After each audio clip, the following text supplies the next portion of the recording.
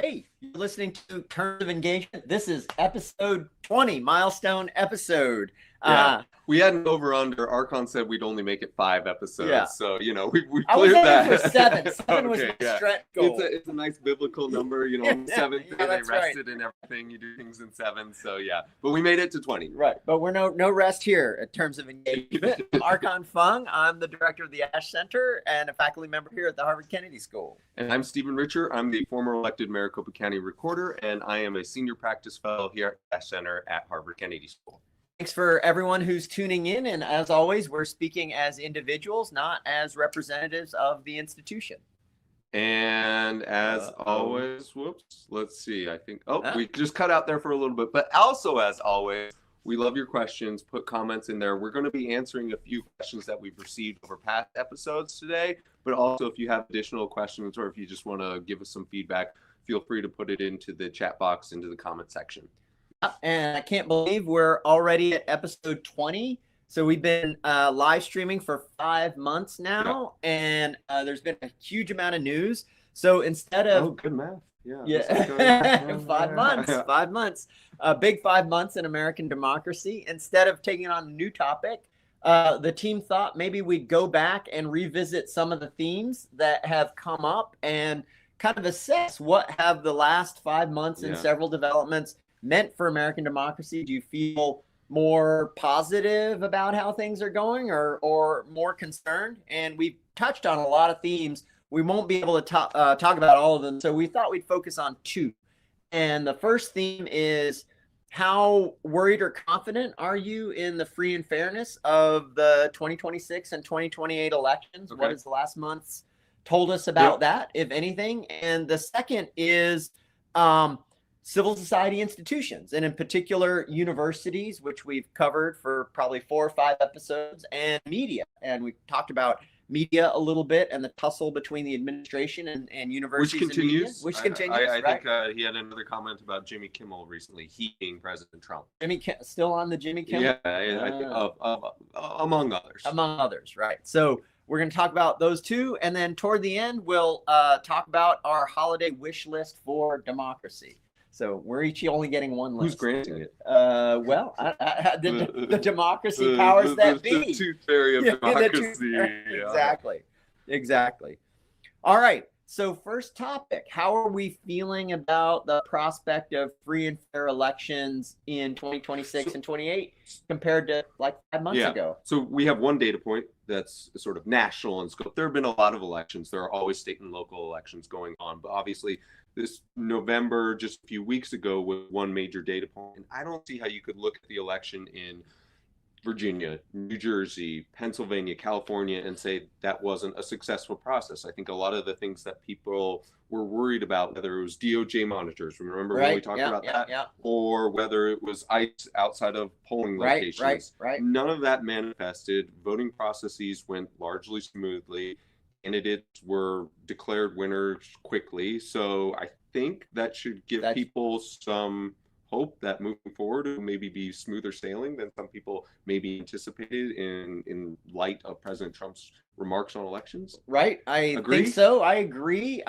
But then what about some of the worrying signs, the pardons of 1,600 J6 protesters, the more recent pardons of the 77 people, maybe a bunch of them involved in the scheme for alternate electors, some of the selective prosecutions of Jim Comey and Letitia James, even though that's not directly election related. Some people have said that's a signal to Mr. Trump's supporters that I will support you and go after my enemies. And then the continuing deployments of paramilitary, ICE, and then military National Guard is still on the table. So I was thinking before the episode, is this like, I do feel more positive than 5 months ago for the reasons that you're saying. But is this like the frog getting boiled in water? Like there's all of these things that like we didn't imagine last December that have like crashed against waves crashing against the rocks. Yesterday, Erica Chenoweth and Steve Levitsky, who are our colleagues here at the Ash Center at Harvard Kennedy School and at the Department of Government, and talk a lot about autocracy. it had been a month since they had gone on, and Erica at the top of the program rattled off all the noteworthy democracy things that had occurred, that had happened. Oh no! She just sort of said, well, I think in her mind, I think she was presenting them as noteworthy. I think she probably thought that they were negative, and it was just sort of like breathtaking, the number of things that happened that in maybe previous years would have been the like one of them would be the development would have been the development of the month. So I do think that there's some thing to what you just said about the frog boiling, and I think that no election administrator thinks that, like, oh, we're not going to have any concerns, or any sort of democracy advocate is resting on their laurels. But I do think that November went very, very well. Yes. And I think that a lot of these things, just the federal government has a lot of things going on, and the sort of the likelihood that it can sort of get into the mechanics of every single jurisdiction and play a role. But I do think it can set a tone. And I think that the point about the January 6th rioters being pardoned is, I mean, it's a demonstration that this type of activity is more permissive than maybe we would have previously imagined. And I don't know if some will be emboldened by that, but I see the logic there. Yeah, right. So I've been thinking about, after the elections in November, a lot of the commentary was about, who won and what the margins were. And I'm kind of thinking these days we should be thinking about politics and elections on three different fronts. The first one, which is most of the coverage, is who wins and who loses. Yep. Is it red or blue? The second front is who's trying to rig the rules in their favor and how much. And that's the gerrymandering fight in Texas and California. And then the third level is the meltdown, is will the winners, however rigged it was, be seated? And so maybe I'm thinking that third level, the risk level, we're backing off a little bit for the reasons you say, but the second level certainly is churning really strong. So I think obviously the redistricting component is going to continue to be a story. And my fear or that isn't so much the legal process itself, but what will that do for people's confidence? What will that do for confusion? What will that do to election administrators who are maybe going to be spending dealing with a new map, the first months of 2026 getting all their GIS mapping done, and so that a voter doesn't even necessarily know which congressional district that he or she is going to be in. And so I think that's potentially problematic. I actually think that where there will be some challenge is if certain people don't like the results. Some people don't like the results. And so I think it will be in the aftermath again. And I think that some of these conversations, while they didn't manifest in any sort of action at a voting location, could be pretext for saying, no, this wasn't a fair and lawful election, and therefore we shouldn't abide by the results, or just that we'll return to a 2021 level of confidence. That would be a bummer. That would be right. So on the elections that just happened in November, why do you think it was the dog that didn't bark in terms of crying foul on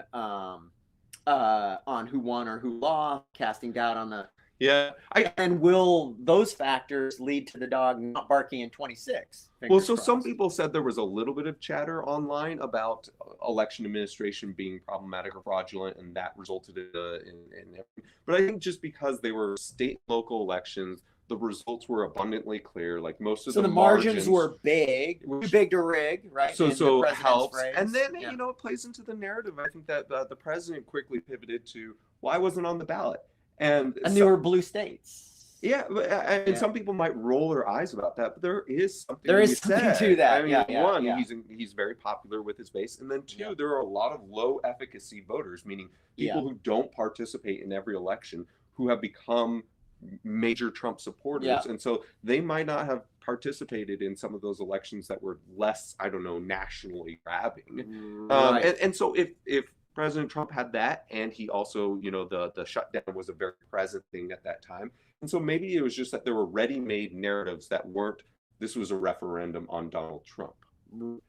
Well, then does that underlying factor change in the midterm elections? He won't be on the ballot, but a House level loss for the Republicans would be a strong rebuke, I think. I think if the Dems take the House, I don't see how you could avoid saying that's at least in part a referendum on the president and his agenda. And then from the small d democracy perspective, the worry would be that he has stronger incentives and motives to cast doubt than he did in 2025, perhaps. Because I think that he's comfortable with some reasons. I think he's comfortable with him not being on the ballot as a reason. Yeah. I think he's comfortable with the shutdown, which he didn't view as optimal, but he pinned that obviously on the Democrats. But I don't think just sort of a negative prognosis of his time in office is something that's not very digestible to many in that world. Right. Okay, good. So I guess mixed bag. Appreciate the comments. Perhaps the protest served as a validation of the election results too.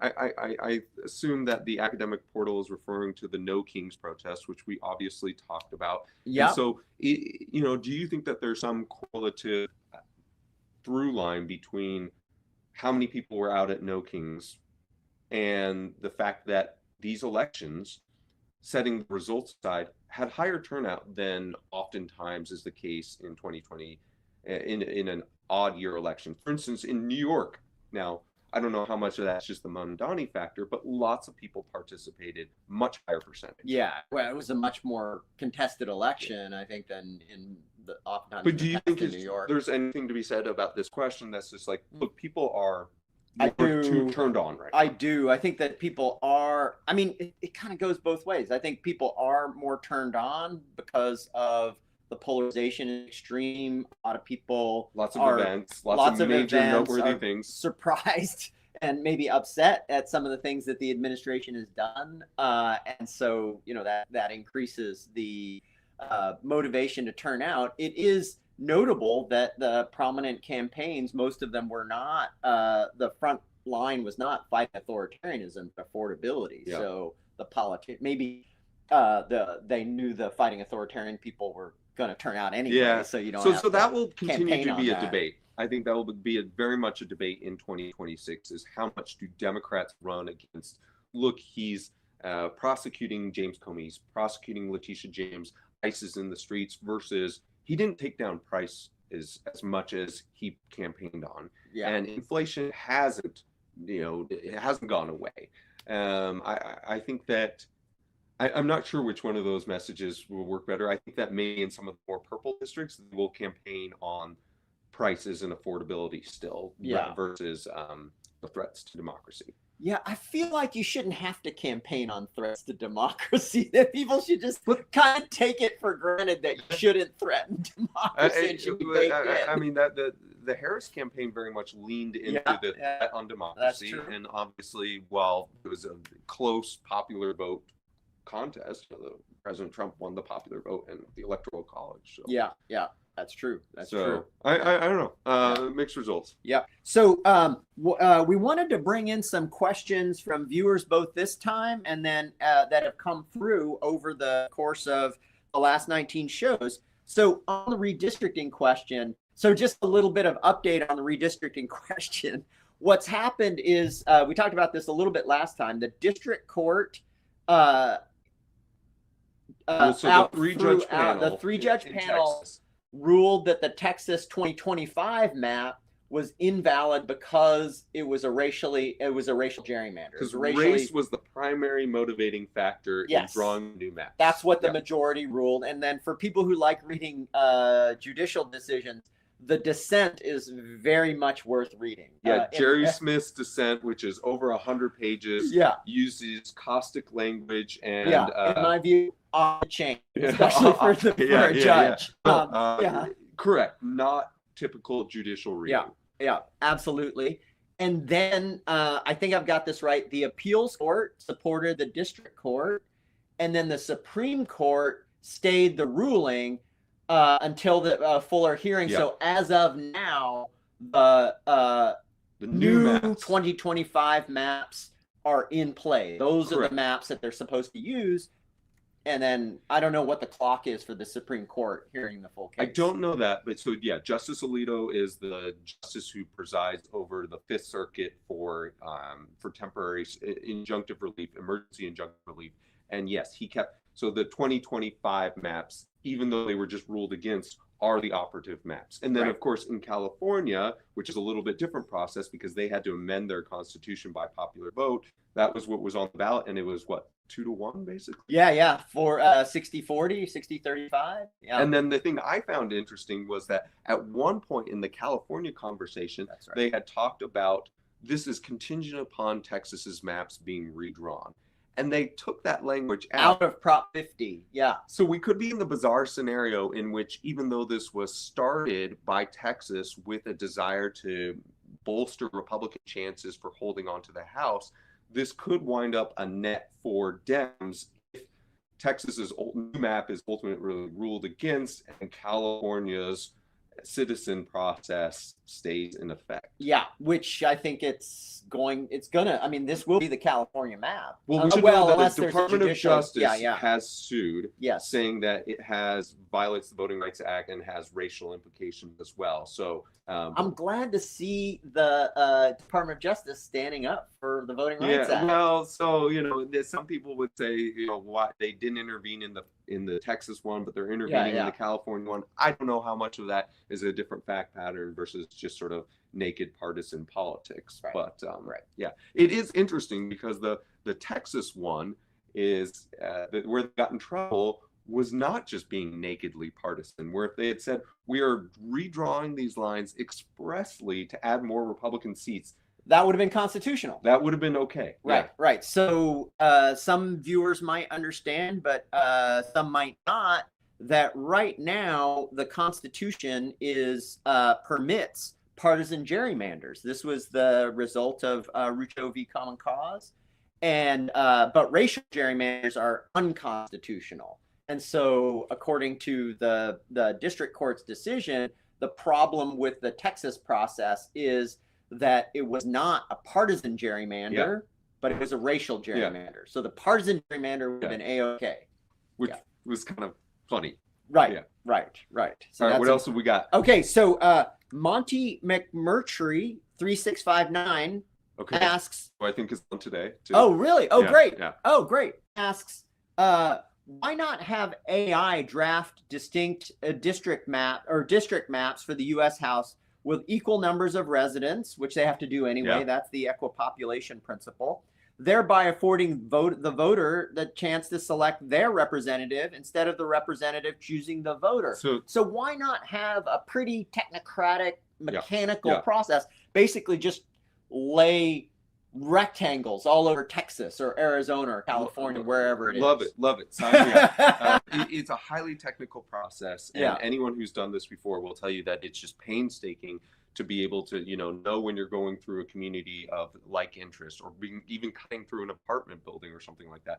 I would happily hand this over to AI, and I would imagine AI is going to be used a lot when drawing maps in the future. Now, to propose to the committees or whatever who decide. What it doesn't change is that in most states still, that is still the role of the state legislature, which can say, hey, AI, I want this to be a +3D state or a +5R state or something like that. And AI can do that. But I do think that this whole situation made more people aware of which states have independent redistricting commissions versus which state it's wholly left to the state legislature. And maybe there will be more of a push to sort of hand it over to something that's, sort of disinterested and completely technical. Right. Would you favor some technical, like a machine, an algorithm? But I want everything. To an independent commission? I want everything handed over to the machines. I want speeding tickets handed over to the machines. Machines don't get sleepy. They're not biased. Right. I mean, if it had enough information to reasonably tell what a coherent community of interest was. I would imagine some of the cybersecurity and ethical use of AI people are saying, well, AI is biased and it has these baked in things. But in my imagination of it, I think that this is where we should go. Tom Gong is all about this, by the way. Really? Yeah. I mean, this is a great, we'd love to hear audience thoughts. I guess you could have some hybrid where an AI proposes 3 maps and then the committee looks at those maps, or, where there's a human final decision and review. It might be might feel more transparent and be more transparent compared to what's going on now. I think this is one of the areas that AI will be really neat, and it will open up the process, and more people will submit maps, because I just think that process will be so much easier. Yeah, well, that would be a positive change. That's good. All right, so Tom Dietz asks, so one of the things that President Trump said in the I don't think it was an executive order. It was a White House pronouncement on election administration. Okay. Or maybe it was an executive order. So there was an executive order in March, and then there was a pronouncement where he talks about vote by mail. August, right? Well, both kind of, but more August. Yeah. So Tom Dietz asked, is there solid data on who will be less likely to vote if vote by mail is eliminated? And he says, I'm wondering both about D versus R, but also like age, income, what do you think it would advantage some demographic groups or one party over another? I don't know. I know there are statistics on who actually uses it, but there have been very few statistics on what happens when you roll it back, just because the use of mail voting, the trajectory has gone up and up and up and up. Looks like we blipped out there for a little bit, but I don't think the audio is blipping out. So the use of it has continued to expand. So we haven't seen the reverse. I don't tend to view this as many liberal election people do, and don't think it will be like the end of the world. I think most people sort of like, if you want to vote, then like most people make the effort, even if it's less convenient. And so I don't think the drop off would be as steep. Now, that being said, I'm not advocating for the systematic revocation of mail voting. So you think the main question is the absolute drop off rather than the advantage or disadvantage of particular groups? Yeah. Because it's hard to tell, right? I just don't have anything smart or otherwise. I don't have anything to say smart or otherwise. Right. About the differential effects. All right. So so people should keep an eye on 2026 and 2028. A lot of people, especially on the capitally Democratic side, are saying, oh, it's going to be a blowout. They're feeling pretty good about their chances in the midterm. Whether that's true or not, I guess I don't really care about that. I care more about the integrity of the elections. And so I think that's one thing everybody should keep their eye on coming up.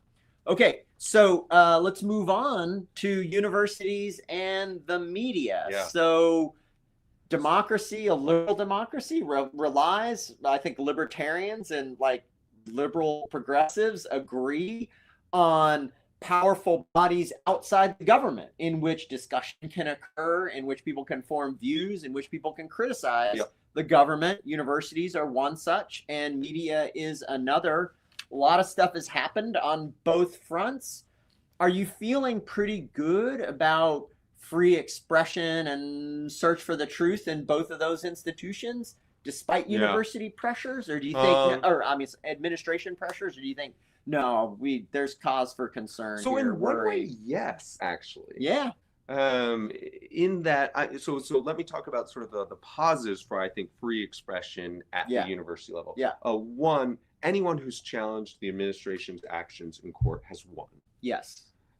Two, it's made a lot of people say this is important to us, even if they've traditionally been more right-leaning, such as FIRE, the free expression group, right. Has not They're sided kind with of the right. They've sided with free expression. Principles remain constant. They're political. And then, so three, and I'll only make this 4 points, I promise. Three, I think it's sort of made some on the left say like, oh no, this has to be a principle of the highest order, and we maybe lost sight of that until President Trump attacked that.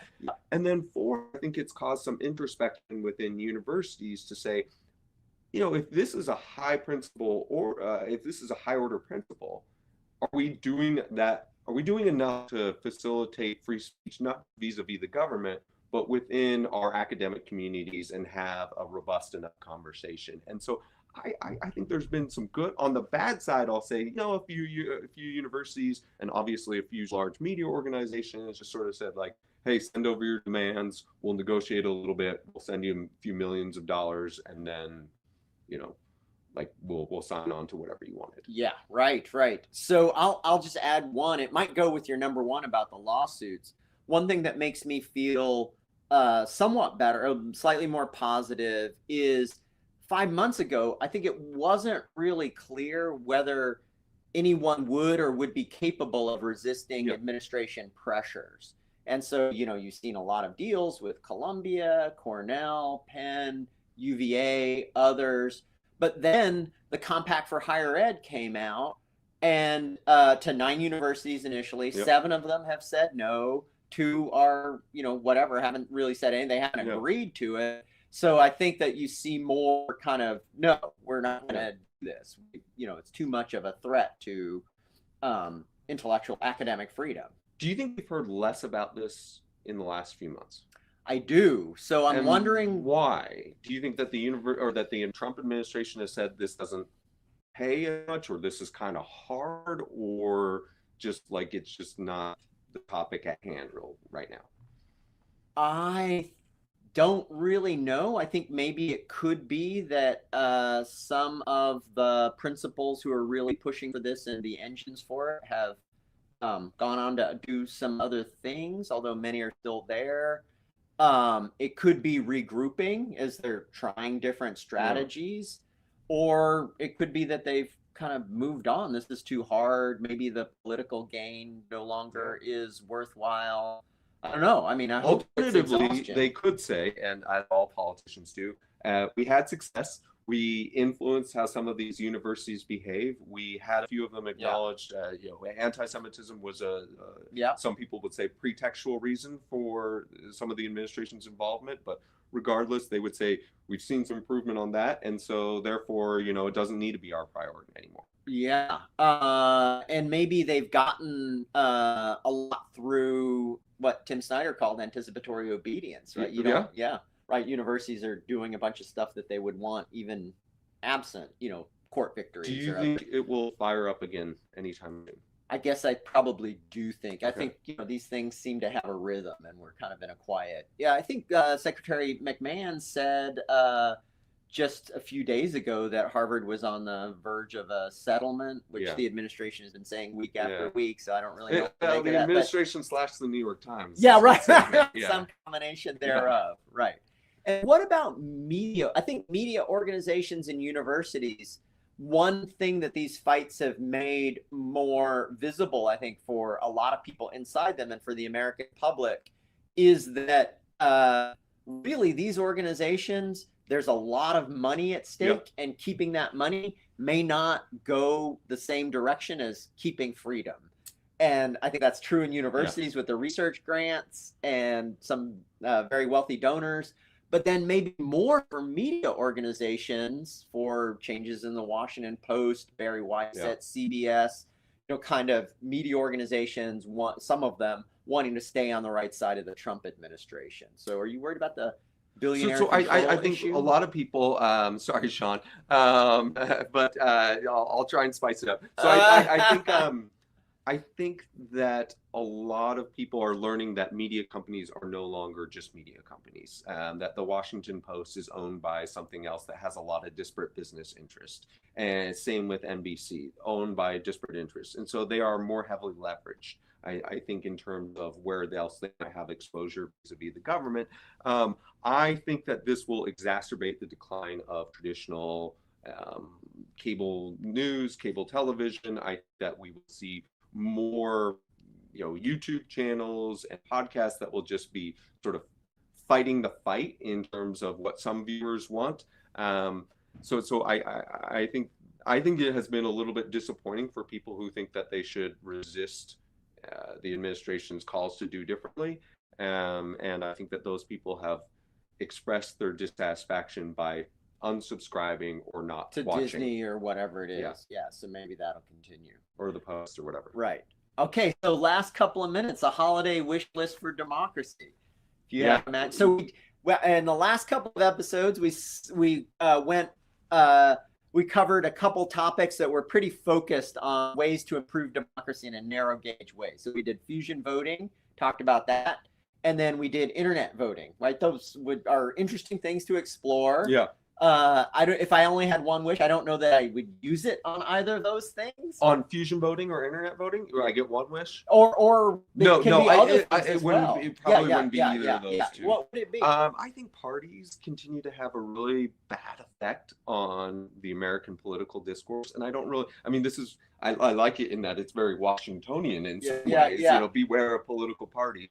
I don't know that you can ever realistically move past parties, but I just think so many people default into their positions simply based off of what does my political party. I think that polarization has reached just a complete fever pitch, almost such that we've outsourced our thinking.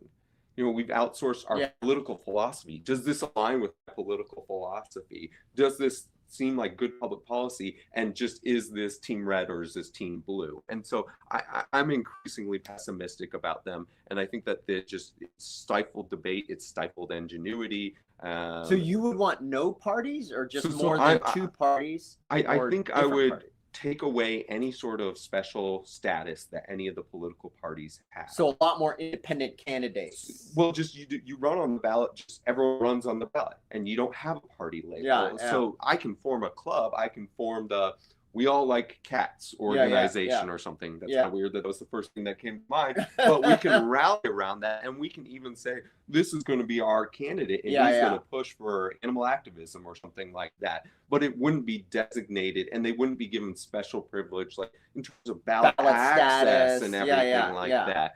So, and maybe that would lead to a more multifaceted election process that wouldn't just default to, well, you know, Team R said our politics are this today, and tomorrow it's this, but I'm with it not because of any coherent reason, but because Team R. Yeah. Good. All right, what's yours? So mine is about money in politics, which I think is not going away without constitutional amendment. But why is it different? Because this was very much like in the 1990s. The democracy advocates talked about. We're very worried about money in politics. It's true. How does this sort of why is this different change to meet the moment? So I think the 1990s worry, which I certainly still share, is that, you know, some people and some interests have a lot of money, many others do not. And when there's so much money in the political process, you get laws and public policies which advantage people who have a lot and work to the disadvantage of other people. Now, I think there's a whole new twist on that, which is a lot of people without monetary resources are populists now and want to burn the whole thing down. I'm very happy that you're saying that.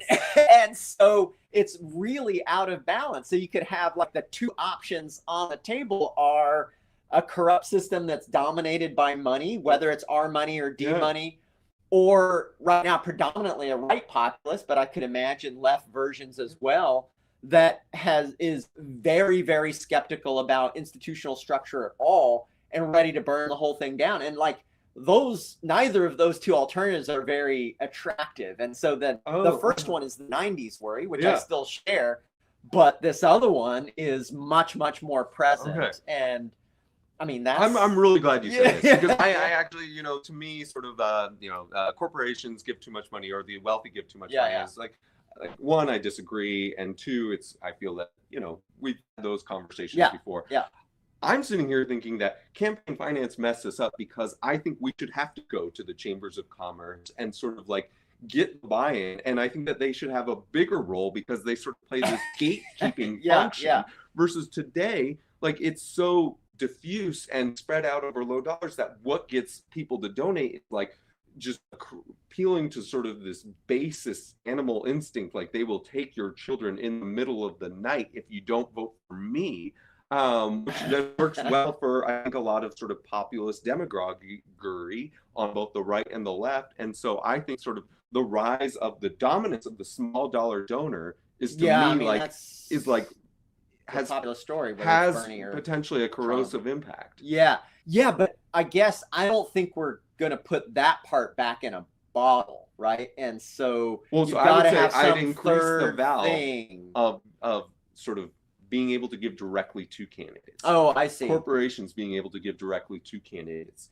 individuals being able to give unlimited amounts to candidates, and then, you know, it's those sort of the elites become important again, because then you can just go out and you can, say like to Bezos or to Musk or to Jamie Dimon, and you can say, I want $1 million.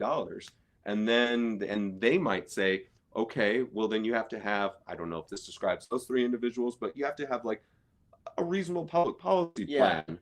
Tech and development policy or whatever it is. Yeah.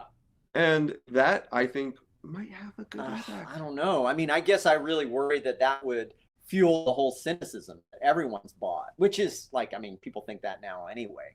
So, but I think this is a big one. Is like, it used to be dominance of money. Yeah. Now it's, people got wise to the dominance of money. The response to that is populism that may, I mean, it's a huge topic of this show, erode all of these institutions that we depend on. So what's another set of alternatives going to be? Unless there's fatigue from the small dollar donor that says, you know what, for ever since like the internet got easier to fundraise, the move on, and it's been for 10 years now, you've been telling me like my children will disappear in the night, and like they haven't, and we've lost some elections. So no, I don't need to give $25 every single time you text me now, and so maybe that just sort of naturally falls off the cliff, and then we're back to sort of the 1990s world, which then you can fight sort of the same fight, and I can be happy. Right. I'd rather be fighting that. At least that's just one fight that I understand pretty well. All right, so that is our 20th episode. I hope people enjoyed our little overview, and we'll return next week. We don't know what the topic is because probably things will happen over Thanksgiving and early next week that are really important for the future of American democracy. So thanks for joining. If you have suggestions about themes or want to offer feedback or questions, just email info@ash.harvard.edu. Yeah, this has been a fun experiment. Thanks for sticking with us for the first 20 episodes. And if you have ideas, let us know. And like Archon said, so come back and give us your input. Yeah, and big thanks to our production team, which is Colette, Courtney, and Sarah. Great. All right. Take care, everyone.